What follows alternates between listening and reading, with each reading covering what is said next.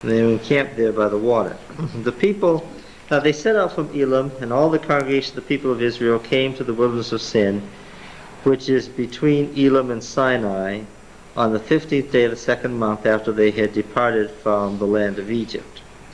The whole congregation of the people of Israel murmured against Moses and Aaron in the wilderness and said to them, "Would that we had died by the hand of Yahweh in the land of Egypt when we sat by the flesh pots and ate bread to the full, for you have brought us out into this wilderness to kill this whole assembly with hunger." Yeah.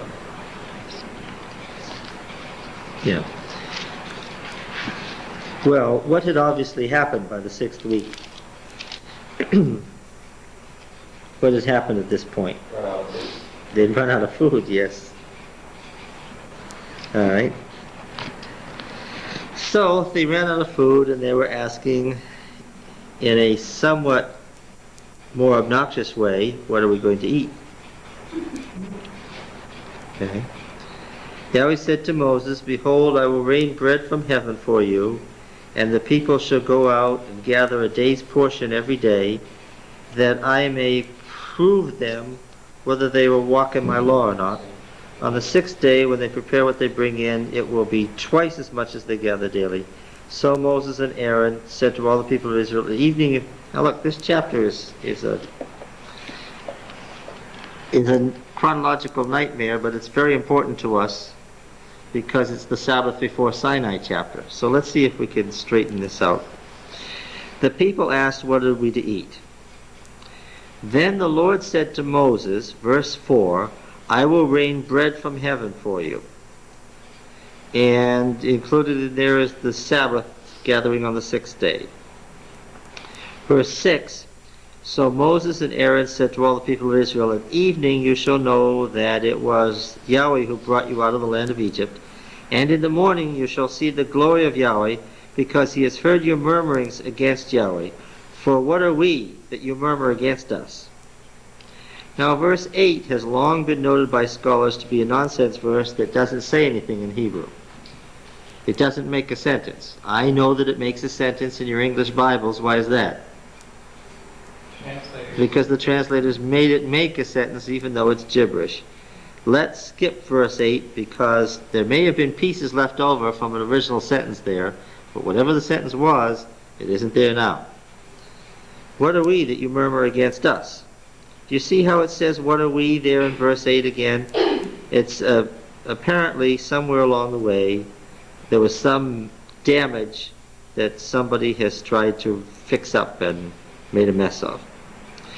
Now verse 9, "And Moses said to Aaron, say to the whole congregation of the people of Israel, come near before Yahweh, for he has heard your murmurings." Now you notice that he has given them the answer and told them how their need is going to be fulfilled by the end of verse 7. It's all clear and it's all done. They've asked the question, they've gotten the answer. Then in verse 9, Moses is saying, "Come near before Yahweh, for he's heard your murmurings." And as Aaron spoke to the whole congregation of the people of Israel, they looked toward the wilderness, and behold, the glory of Yahweh appeared in the cloud. And Yahweh said to Moses, "I have heard the murmurings of the people of Israel. Say to them, at twilight you shall eat flesh, and in the morning you shall be filled with bread, and you shall know that I am Yahweh your God." So God sort of announces what he's going to do at the end of where Moses had already told the people what was going to happen. Right? There's a chronological problem. An apparent chronological problem.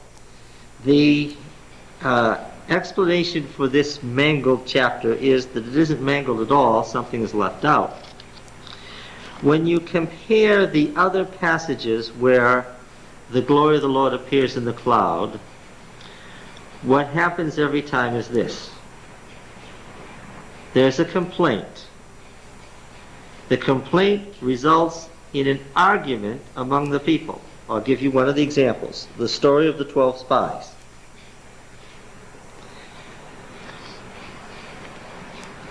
Because there's an argument among the people, Moses gives his judgment. The people, or the majority of the people, don't accept his judgment. Then God appears in the cloud and pronounces his final judgment, which accords with what Moses has already said. Okay? In every one of the stories of this type, that's the pattern. What's missing from this chapter then? It makes all the sense in the world. What's missing from the chapter? The argument. It doesn't say that there was an argument between the faithful and the unfaithful about trusting God for food.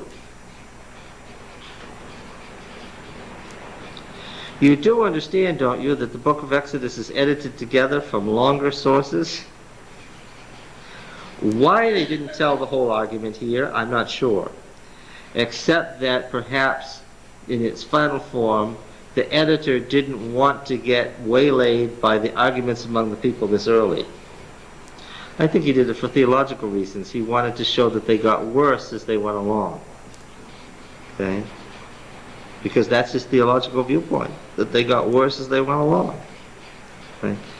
Once you realize that Moses is giving his reaction to an argument among the people, and that God then enters in when Moses' statement isn't accepted, and comes to his rescue and pronounces his judgment, there's no problem at all with chronology or anything else.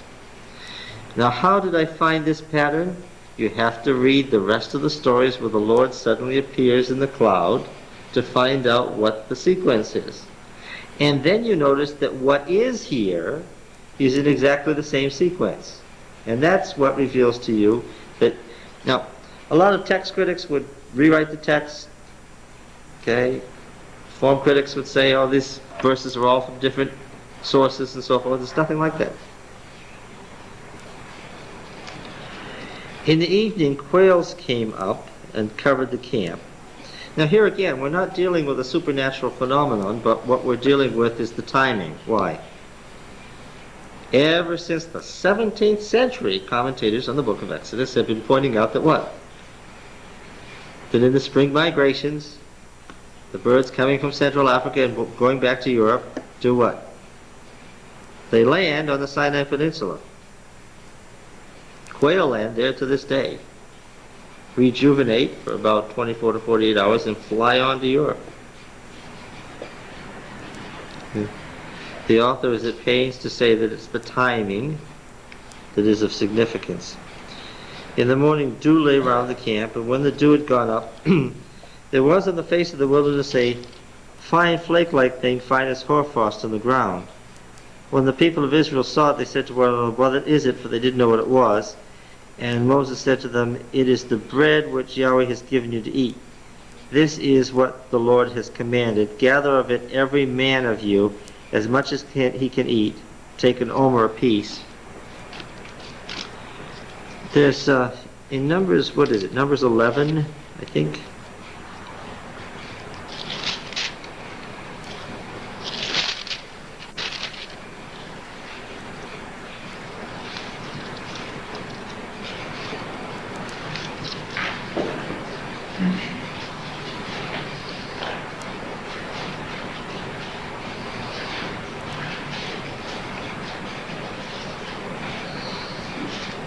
Numbers 11, and the people complained in the hearing of Yahweh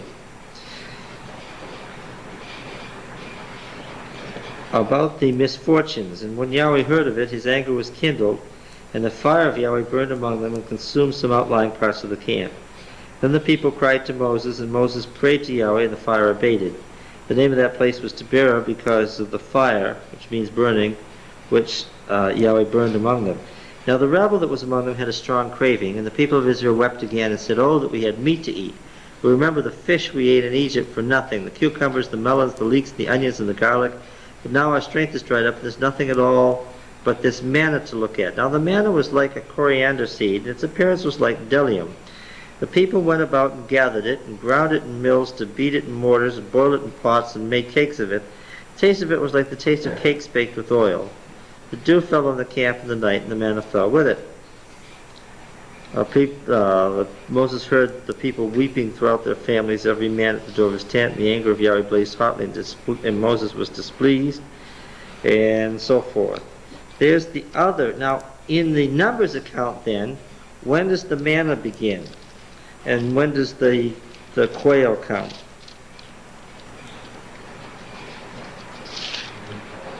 Hmm?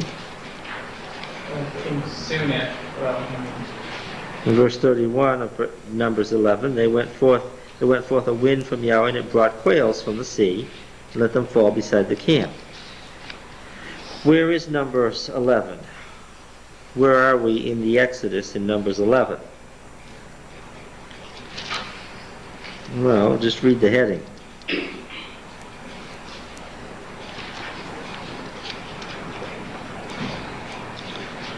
Chronologically, where's Numbers 11? Numbers 11 says this is how the quail came and this is how the manna came. And where is it? Chronologically. I hope it's before Sinai. That's the question I'm asking. That's the question I'm asking. Unfortunately, this is Numbers. Yes, Numbers 10, verse 11. In the second year, in the second month, on the 20th day of the month, the cloud was taken up from the tabernacle of the testimony, and the people of Israel set out by stages from the wilderness of Sinai, and the cloud settled down in the wilderness of Paran.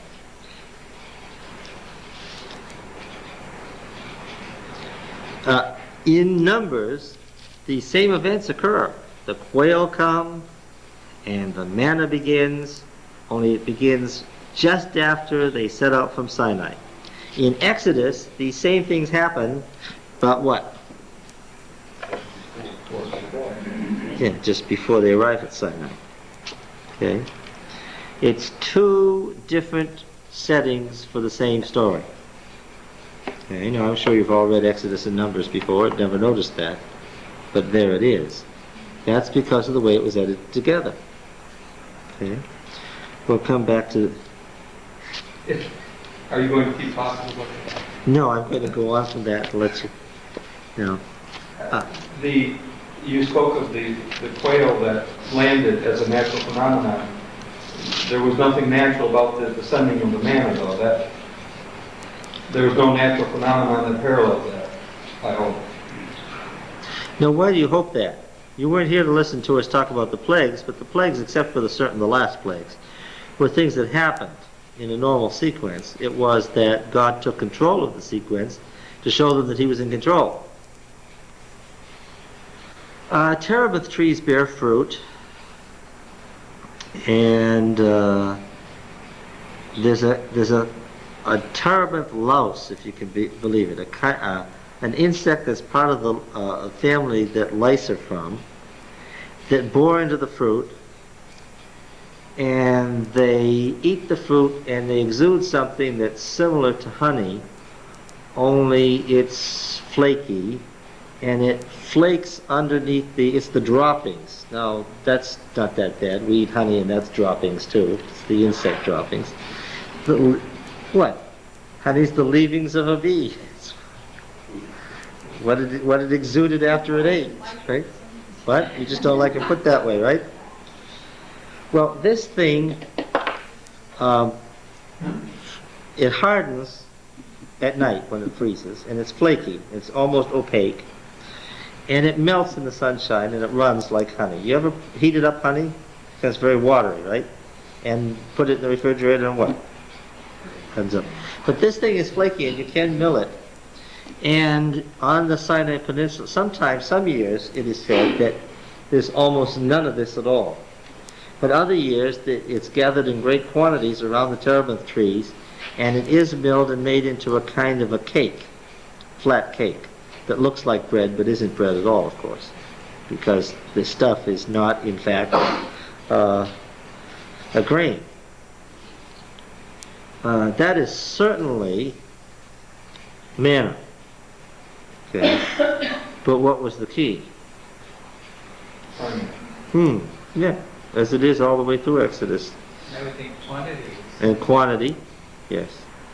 And in fact, it doesn't store well. It does go rancid very quickly in the heat. Which is to say that were we to make the effort, we could go over to the Sinai Peninsula and get some passes and go down there and get some manna right now, if we wanted to. Sometime in the next week or two, because it's the manna season. Okay. That angels fruit. What? Is manna angel's food? No, no. That's an old legend, huh? Let's look at Psalm 78.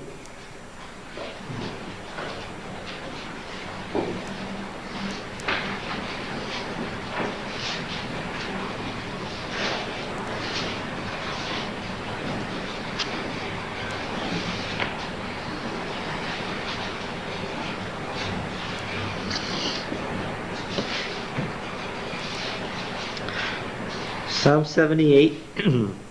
Give ear, O my people, to my teaching. Incline your ears to the words of my mouth. I will open my mouth in a parable. I will utter dark sayings from of old, things that we have heard and known, that our fathers have told us. We will not hide them from their children, but tell to the coming generation the glorious deeds of Yahweh and his might, and the wonders which he has wrought. And here's a direct reference to oral tradition. There are a number of them in the Old Testament. References to oral tradition. He established a testimony in Jacob and appointed a law in Israel, which he commanded our fathers to teach to their children, that the next generation might know them, the children yet unborn, and arise and tell them to their children, so that they should set their hope in God, and not forget the works of God, but keep his commandments, and that they should not be like their fathers, a stubborn and rebellious generation, a generation whose heart was not steadfast, whose spirit was not faithful to God. The Ephraimites, armed with the bow, turned back on the day of battle. They did not keep God's covenant, but refused to walk according to his law. They forgot what he had done, and the miracles that he had shown them. In the sight of their fathers he wrought marvels. In the land of Egypt, in the fields of Zoan, he divided the sea and let them pass through it, and made the waters stand like a heap. In the daytime he led them with a cloud, and all the night with a fiery light. He cleft rocks in the wilderness, and gave them drink abundantly, as from the deep. He made streams come out of the rock, and caused waters to flow down like rivers. Yet they sinned still more against him, rebelling against the Most High in the desert. They tested God in their heart by demanding the food they craved. They spoke against God, saying, "Can God spread a table in the wilderness?" He smote the rock so that water gushed out, and streams overflowed. Can he also provide bread or provide meat for his people? Therefore, when Yahweh heard, he was full of wrath. A fire was kindled against Jacob, and his anger mounted against Israel, because they had no faith in God, and did not trust his saving power. Yet he commanded the skies above, and opened the doors of heaven, and he rained down upon them manna to eat, and gave them the grain of heaven. Man ate the bread of the angels, and sent them food in abundance. He caused the east wind to blow in the heavens, and by his power he led out the south wind. He rained flesh upon them like dust, winged birds like the sand of the seas. He let them fall in the midst of their camp, all around their habitations. And they ate and were filled, and he gave them what they had craved. But before they had sated their cravings, while the food was still in their mouths, the anger of God rose against them, and he slew the strongest of them, and laid low the picked troops of Israel. In spite of all this, they still sinned. Despite his wonders, they did not believe. So he made their days vanish like a breath, and their years in terror. When he slew them, they sought for him. They repented and sought God earnestly. They remembered that God was their rock, the Most High God their Redeemer. But they flattered him with their mouths. They lied to him with their tongues. Their heart was not steadfast toward him. They were not true to his covenant.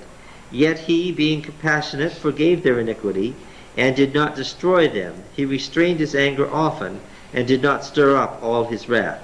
He remembered that they were but flesh, a wind that passes and comes not again. How often they rebelled against him in the desert, and grieved him in the desert. They tested him again and again, and provoked the Holy One of Israel. They did not keep in mind his power, or the days when he redeemed them from the foe, when he wrought his signs in Egypt and his miracles in the fields of Zoan.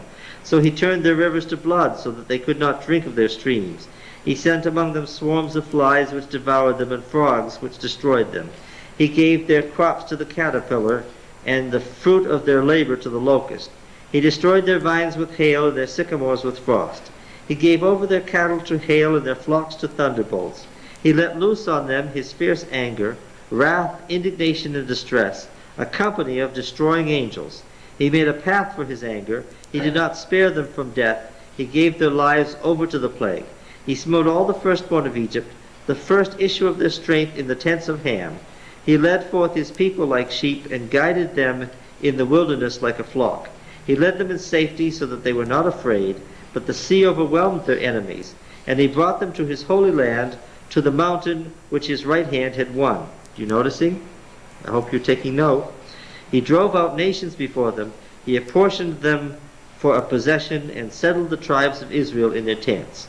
Yet they tested and rebelled against God Most High, and did not observe his testimonies, but turned away and acted treacherously like their fathers.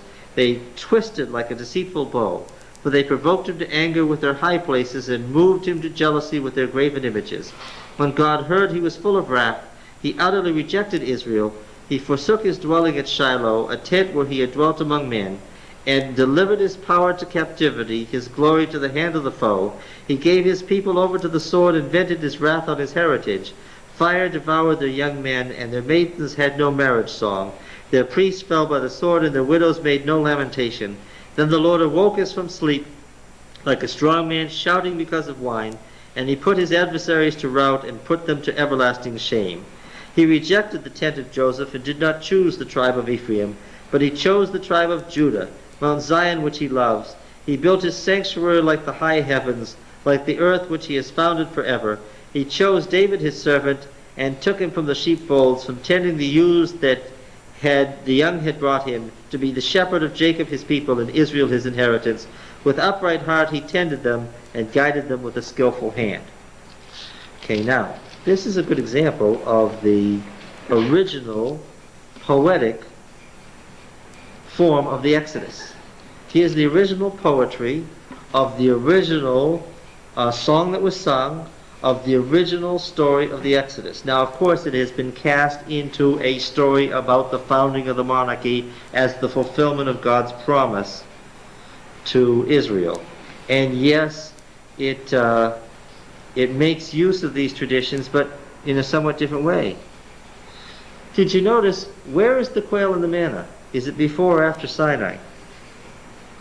Well, one of the most interesting things about this is, as he tells you the high points, what's missing entirely? Totally, utterly, and completely missing is what?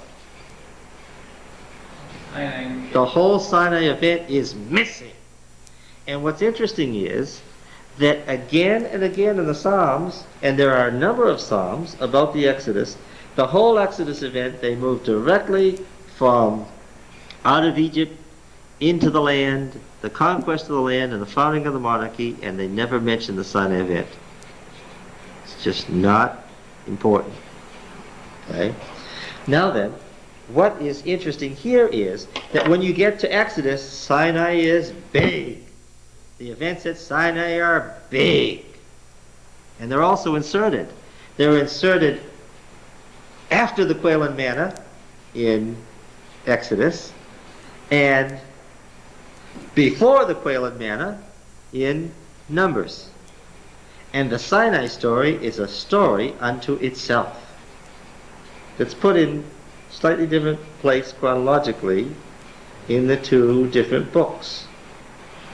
Well, that's just like some of the other things that are slightly different. But the Sinai traditions, as they're called, rest unto themselves and are separate from the wilderness march traditions.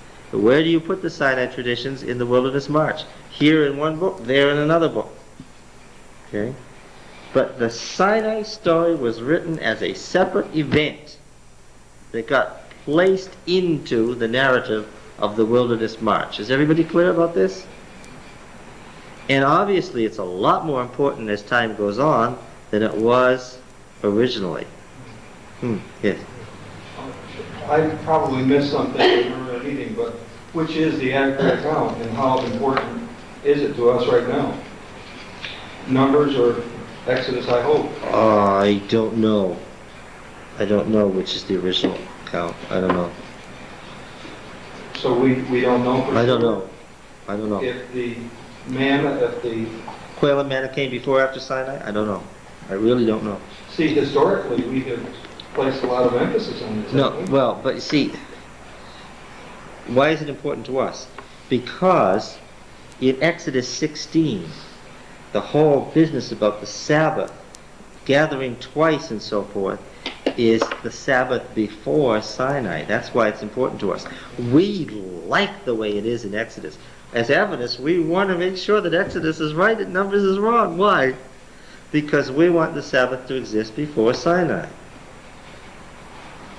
Exodus 16 is a proof text for us. Okay? So we don't like Numbers 11, because Numbers 11, it would make all the sense in the world to mention gathering twice on Friday. Why? Because it's after Sinai. They've got the fourth commandment already. Then you don't, the man gathering sticks, you don't have anything, the man gathering sticks on the Sabbath and all that, you don't have any Sabbath before Sinai in the narrative. Is it important? Well, not very. Where's the Sabbath? Where's the Sabbath? Genesis 1, in creation. The priestly account is the Sabbath is a creation. In the priestly account, the Sabbath has nothing to do with Sinai. Right? And that's one reason it was left out, because the priestly account didn't want the Sabbath and all this other stuff. The priestly writer did not want the Sabbath and the whole sanctuary system to be tied to Sinai. The priestly writers didn't want all that stuff tied to Sinai. Why? We saw it in Genesis, we saw it all the way through. Where did all that stuff come from, as far as they were concerned? That came from creation. It did not come from Sinai. So, as a result, the priestly writers emphasized, and in the building of the books in the temples, they emphasized that these things came from creation. Okay? It's only in the election of Israel and the emphasis on Israel as special people and the special covenant that Sinai becomes important. Right? And that became important when Israel was struggling with the nations. Right? When Israel was struggling with the nations, then God elected Israel and the election was at Sinai. Right?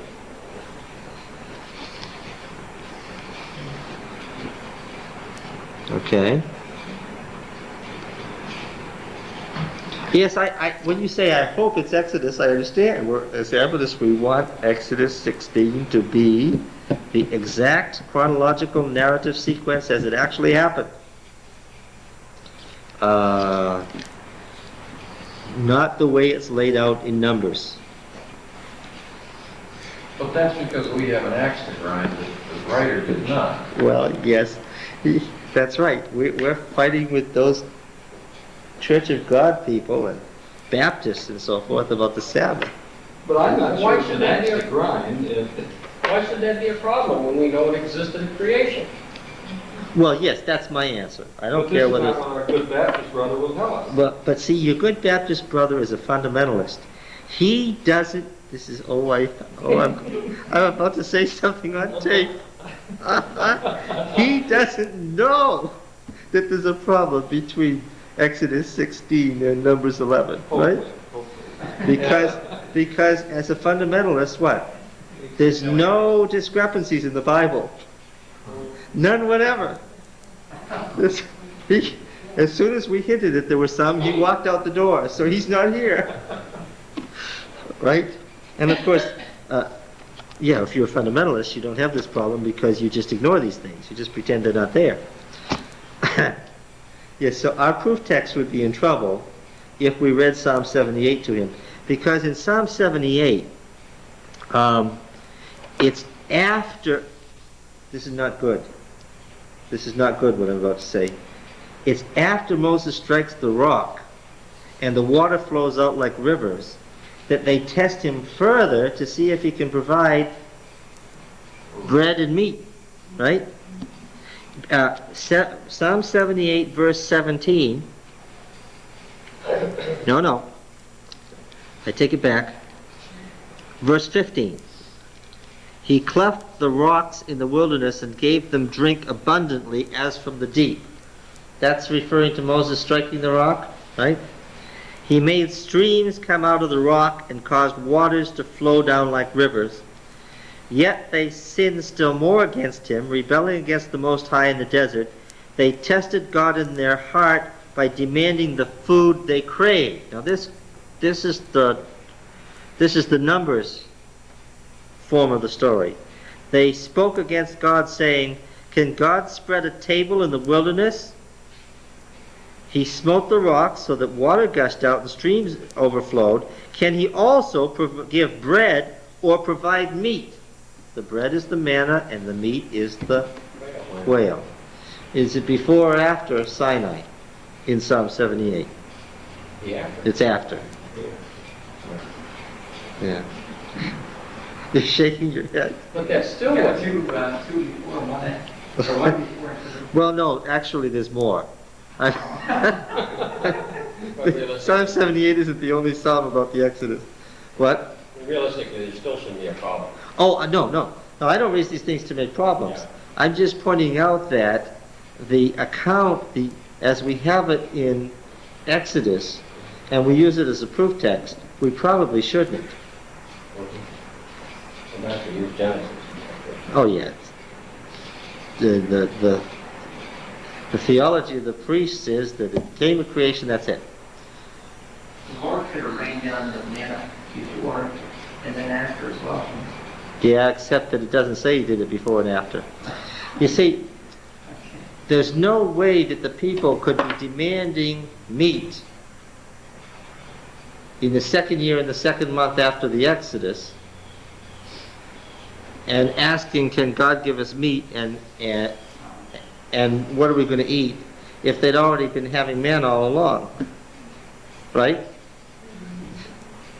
Did they have enough supplies to last until this late manna? Late manna, no? Yeah. What are we doing now? We've got two different accounts, and what are we trying to do? Sounds like you're trying to defend the Lord. What? Oh, wait a minute. Let's quote Mrs. White. God hasn't put himself on trial in the Bible. God hasn't put himself in words in the Bible, right? We're looking at Bible editors. This has nothing to do with the word of the Lord. The word of the Lord is here, but we're talking about chronology. And after all, this is important to us because who made a proof text out of Exodus 16? 19th century Seventh Day Adventist. Yes, that's right. Is this a proof text anywhere in the New Testament? No. No, look, I understand that now you're trying to get the accounts together, so you want to be a third Bible writer now who writes a different story, and your story is going to be what? The right one. And it's going to say what? Before and They got manna before and they got manna after. Well, is that But- possible? But the problem is that they couldn't be surprised and shocked by the manna. And they couldn't be asking for meat and saying, how are we going to get meat in the wilderness? How on earth are we going to find meat in the wilderness if this thing had already happened to them last year? Well, the name is a giveaway. I mean, it's not really a name. It's what is it? Yes. Yeah. You So can't. if they've been eating it for a year, why would they call Yeah. it what is it? Yeah. You can't call something what is it after a year. You can call it the same old stuff. Maybe that's the name you could give it. But you could. Yes, you could call it angel leftover food, but you couldn't say what is it. You saw the line of poetry there. The poet, of course, is trying to emphasize how ungrateful they were. And so in poetic lines, what does he say? And you know I don't have to give you a lecture, do I? I'm not literalizing poetry, right? Because if you took everything in the Psalms as literal, you'd have some really funny things, right? That's sort of like trying to literalize one of Jesus' parables. Yeah, you can't use a proof text in Psalm 78 and say, you see, this is the food that the angels ate. Right? But What is the angels food? I don't- 25 on that. Where was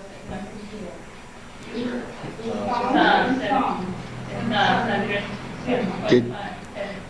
You see, that's the trouble. I was looking at him and my words went right past you. Then attitude of the angel and God gave them all they wanted. What did that? What? He said the attitude of the angel and God gave them all. No, see, he's sitting between you and I was talking to him and my words went right between both of you. You both missed it. Didn't I just say this? I'm going to try this again. Is that right? I'm going to try.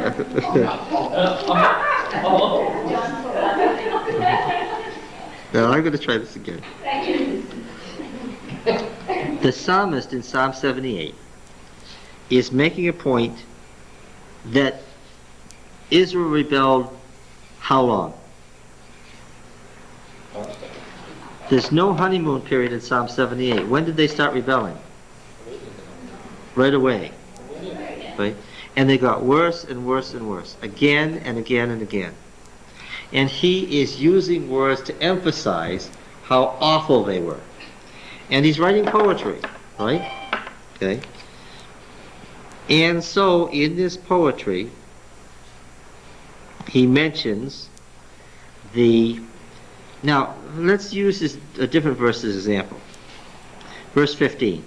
He cleft rocks in the wilderness and gave them drink abundantly as from the deep. He made streams come out of the rocks and caused waters to flow down like rivers. Well, is that exactly what happened? Water came out of the rock, but it didn't gush out like rivers. They weren't all swept away. They didn't all go down the wadi swimming for their lives, did they? This is poetry. Oh yes, it was sufficient, but he's not talking about sufficiency here. What is he saying? What's he saying here? Yeah, he's using hyperbole. You know what hyperbole is? Okay, this is typical of poetry. All right. A fire was kindled against Jacob, verse 21. You understand the fire is God's wrath. Verse 23, he commanded the skies above and opened the doors of heaven. We've seen these phrasing a lot. Is there a door in heaven that you open? Yeah, but I'm not sure that's the way God gives his blessings. It's not literal. You understand? It's okay. And Malachi does one. Man ate the bread of the angels and sent them food in abundance. Well, it's a parallel couplet. And you see what he means by the first line by looking at the second line. He sent them food in abundance.